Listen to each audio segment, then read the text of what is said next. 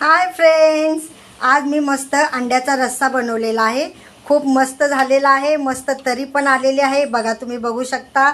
एकदम लाल तिखट झणझणीत हा आमचा हा घाटी मसाला, मस्त घाटी मसाला असतो.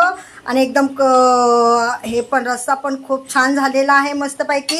आता रश्श्याबरोबर मी मस्त मस्त भाकरी पण केलेल्या आहेत. बघितल्यात माझ्या भाकरी खूप मोठ्या मोठ्या असतात. भाकरी पण केलेल्या आहे, रस्सा झालेला आहे. आता त्याच्याबरोबर तुम्हाला भात पण आहे, कांदा आहे, काकडी आहे आणि मस्तपैकी भाकरी तोडलेली आहे. आता ही मस्तपैकी भाकरी अशी तोडून घ्या, मस्तपैकी रश्श्यामध्ये बुडवा. रस्सा पण खूप छान वाटतोय. बघा तुम्ही, मस्त भाकरीला मस्त आलेला आहे. खूप छान तवंग आहे. तुम्ही जर हा तवंग पिलत ना मस्तपैकी एकदम तेलवाला, तर तुमचा खोकला सर्दी एकदम गायब होईल. खूपच छान आणि खूप झक्कास मस्त झालेला आहे. चला खा.